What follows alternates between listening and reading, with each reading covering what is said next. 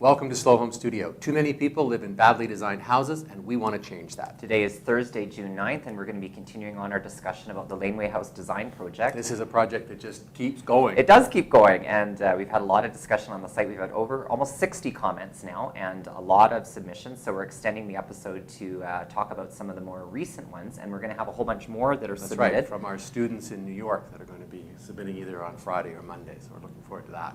So we thought we would go through some of the plans that the viewers have submitted and talk about them, and some very interesting strategies, I have to say. That's right. There's actually, Francis submitted 4 plans. I'm going to talk about the first 3. And what I think is really interesting about this, particularly for those of you that haven't been submitting plans or aren't really used to design, is to think about options and to not just go down one road, and to think about things also, not just episodically about each detail, but to think about the whole piece.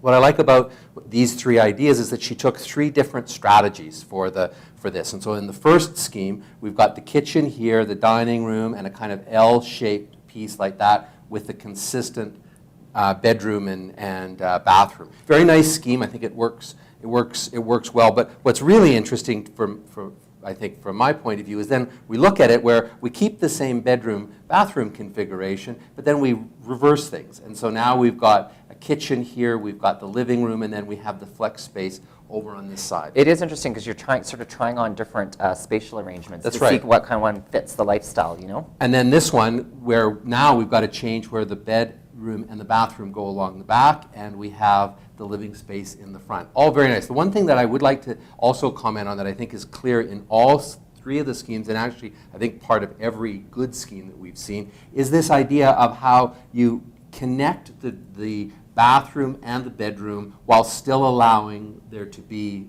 public access. Yeah. And I think that's a really smart scheme that she's gone through. Yeah, it's that little bit of separation that really makes a difference, because you're providing a bit of privacy and accessibility for that bathroom, right? And it's really critical. So this is Oscar's plan. Oscar's is such a beautifully drawn plan, and I commented on, I really was impressed with the way he eroded the edge of the pavers and put his green planting up, and you can imagine what that would feel like, just a real lush courtyard. Interesting, because Oscar had some feedback from SN, and he posted a couple plans, and he reworked them. And originally he had the entrance to the bedroom through the kitchen, and I think the scheme that he has now with the entry to the bedroom from that side is much more effective. Now he's really dissolved the walls around the bedroom because he doesn't actually have an enclosure. What he's done is he's consolidated the bathroom, the mechanical, and the closet into a block, and then had sort of a more open concept loft plan.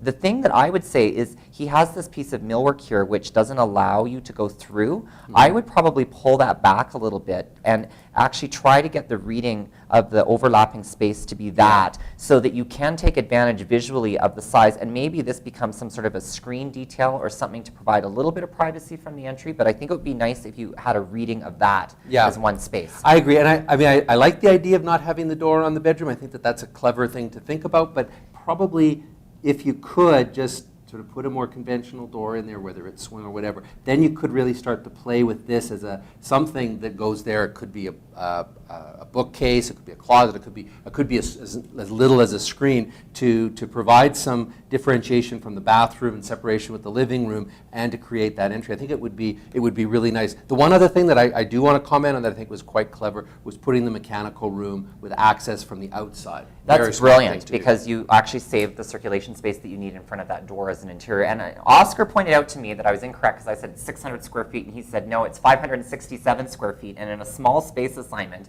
that 34 square feet can make or break the design. As everybody knows who's been working on this. So that was good. So this is Terry's plan. I'm really happy that Terry submitted a scheme. She submitted it later in the day. Now she had, I think, a really nice idea about the bedroom and the bathroom. Really clever, because she again divided it basically in half, but she slipped in that study desk as an anti-space between the bathroom and the bedroom, but still had privacy control there. So you could have the study be read as part of the bedroom, it can be read part as the public space, or it's also the ante-room between the two. Right, and the only suggestion that I would make would be to just cut that back just a little bit and increase the width of that opening, so that you really could read that as also being part of the main living space. Absolutely, and I would just bring one other thing up. I think that the entry, that square footage of the entry is pretty big for the size. For the size. And I know we're always saying that we want good-sized entries, but I think there would have been a way of maybe slipping the closet on the top and reducing, getting rid of just making that a wall and reducing the sort of size of the entry space. Yeah, and maybe just one last challenge, small challenge is just walking through the kitchen to get into that living space. Yeah. I think it's a really nice scheme, and I have to say, I'm really curious, Terry, what exactly is a leach gate? I'm not sure that I want to know. Send John a private email, okay? And this is Frances's final scheme. She posted it at 12:30 at night, so she'd been working on it all day. I have to say again, I really like what she did because she went back to her L-shaped idea. Yeah. She was able to slip in the Murphy bed, Yeah. which I think is really effective. I think that this type of kitchen with the island that you sit at is the appropriate scale for this square footage, because it seems to me that a lot of people had fairly big kitchens in their designs, and really the square footage, you have to do one of these small space kitchens. Well, I know when I was with Bryn and we went through one of his projects, the one that you guys talked about when I was away, it was a small kitchen, but it was actually very, very effective. And you don't need to have a huge kitchen in a small space like this. My only criticism of this scheme is I think that having the living space in the center of the plan, it's a little dark. There isn't really a window access. There's a lot. This is really a space for someone who likes to cook and dine. Because it's really more about that than the living space. Anyways, we've got a little overtime today, but there's been a lot to talk about, and we thought that it was worthy of it because you've all worked so hard on this, and the discussion just continues to grow, and we are going to be having our students make their submissions later on in the week. So see you then. If you're interested in learning more about the principles of slow home design, you can pick up a copy of our book entitled What's Wrong with This House?